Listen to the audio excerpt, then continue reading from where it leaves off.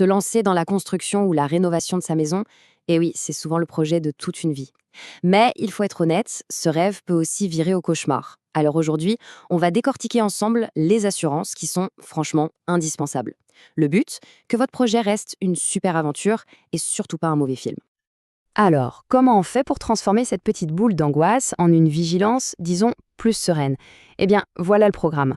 On va suivre cette feuille de route, pas à pas, pour construire une vraie forteresse de protection autour de votre projet.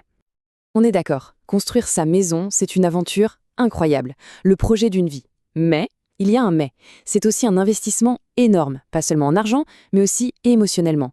Et là, le moindre grain de sable peut tout faire dérailler. Les risques, ils sont bien là, bien réels. J'aime beaucoup cette métaphore, elle est hyper parlante, non? Naviguer sans gilet de sauvetage. Tout semble aller pour le mieux, le ciel est bleu, et puis bam, la tempête arrive. Et là, c'est trop tard pour se dire « Ah, j'aurais dû prendre une bouée ». C'est exactement, mais alors exactement, la même chose avec les assurances construction. Bon, alors comment on se protège concrètement? Il faut bien comprendre qu'on ne parle pas de petites assurances prises à droite à gauche, non, non. Il faut voir ça comme un vrai système de défense totalement interconnecté. 5 piliers, 5 boucliers qui vont veiller sur votre projet du début à la fin. Voilà, ces 5-là.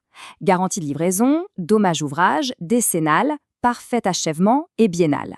Ensemble, elles forment une chaîne de sécurité qui ne se brise jamais. Et ce qui est génial, c'est qu'elles vous couvrent avant même le premier coup de pelle, bien sûr pendant tous les travaux, et le plus important, bien des années après que vous ayez les clés en main. Allez, on commence par le gros morceau, le premier groupe de protection. On peut dire que ce sont les fondations de votre tranquillité d'esprit. C'est ce qui garantit 2 choses cruciales, que la maison sera bien terminée et surtout qu'elle sera solide. Alors la première, elle est un peu spéciale. Ce n'est pas tout à fait une assurance comme on l'entend, c'est une caution financière. En gros, c'est le filet de sécurité ultime. Il est là pour vous rattraper si le pire arrive, la faillite du constructeur.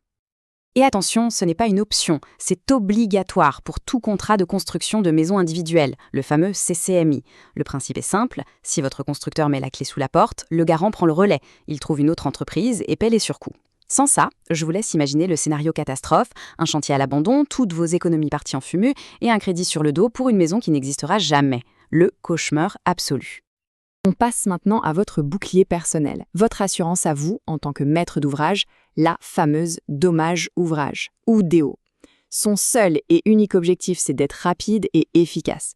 Quand un gros pépin structurel arrive, elle agit tout de suite sans chercher à savoir qui est le responsable. Et là, le tableau est, édifiant. C'est le jour et la nuit.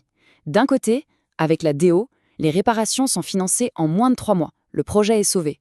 De l'autre côté, sans DO, c'est parti pour une procédure judiciaire de 7, 8, parfois 10 ans. Pendant ce temps, la maison se dégrade, devient invendable, bref, le choix est vite fait, non? Ok, donc la dommage ouvrage, c'est votre bouclier. La garantie décennale, c'est un peu l'assurance de l'autre camp. Je veux dire, c'est l'assurance obligatoire de chaque pro, chaque artisan qui va mettre les pieds sur votre chantier. Mais attention, et là c'est un point hyper important. La responsabilité de vérifier qu'ils sont bien assurés, eh bien c'est la vôtre. C'est à vous d'exiger pour chaque artisan son attestation d'assurance décennale. Et il faut le faire avant qu'il ne commence à travailler. C'est un réflexe, un automatisme à avoir. C'est vital, vraiment. Bien, on a sécurisé le gros œuvre, la structure. Maintenant, passons aux finitions et aux équipements. Car une maison solide, c'est bien, mais une maison où tout fonctionne parfaitement, c'est encore mieux. C'est là qu'interviennent les protections suivantes. La première, c'est la garantie de parfait achèvement, la GPA. Son nom dit tout, c'est votre droit à une livraison parfaite. Pendant 1 an après la réception, l'entrepreneur doit réparer absolument tous les défauts que vous signalez. Vraiment tout, de la petite rayure à la prise qui ne marche pas. Mais là encore, attention, il y a un moment clé, le jour de la réception des travaux. L'efficacité de cette garantie dépend à 100% de votre œil de lynce ce jour-là. Chaque petit défaut, même un truc qui vous semble insignifiant, doit être listé noir sur blanc sur le procès-verbal. Si vous signez sans rien dire, c'est fini. Vous acceptez la maison en l'état avec ses défauts visibles. Ensuite, on a la garantie biennale, aussi appelée garantie de bon fonctionnement. Elle dure 2 ans et comme son nom l'indique, elle couvre le bon fonctionnement des équipements. On parle de tout ce qui est dissociable du bâtiment, c'est-à-dire tout ce qu'on peut enlever sans tout casser. Par exemple, le chauffage, les volets roulants, l'interphone. Et le point important ici, c'est que cette garantie est souvent oubliée. alors que la connaître peut vous faire économiser beaucoup d'argent. Le vrai risque, c'est de payer de votre poche pour une chaudière qui tombe en panne au bout d'un an, alors que la réparation est légalement à la charge de l'installateur. Ce serait dommage, non? Bon, jusqu'ici tout va bien, on a nos boucliers. Mais que se passe-t-il quand le système se grippe? Quand celui qui est censé vous protéger, l'assureur, refuse de payer? Quand votre allié se transforme en adversaire? Là, on se retrouve face à un combat qui semble perdu d'avance. C'est David contre Goliath.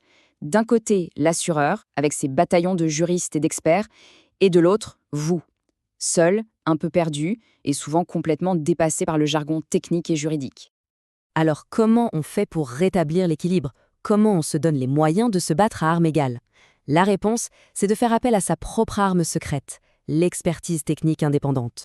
Cet expert-là, c'est vous qui le choisissez, c'est vous qui le payez. Son seul et unique camp, c'est le vôtre. Il ne défend que vos intérêts. Son job, mener une contre-expertise béton, technique, factuelle. Il va analyser les malfaçons, trouver les causes et chiffrer précisément le coût des réparations. Et avec son rapport sous le bras, le débat change de nature. On ne discute plus, on négocie sur des faits techniques. Et ça change tout.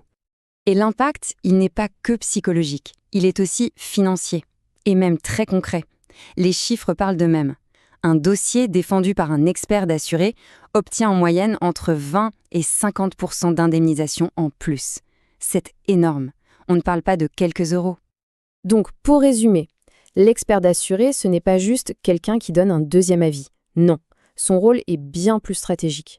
Il transforme un rapport de force totalement inégal en une vraie négociation d'égal à égal. Il apporte l'autorité technique qui faisait défaut. En fin de compte, bien s'assurer, ce n'est pas juste cocher des cases sur un formulaire. C'est, au sens propre comme au figuré, la toute première pierre de votre projet, la plus importante. Ce qui amène une dernière question, une question à se poser. Est-ce que les fondations de ce projet de vie sont vraiment aussi solides ?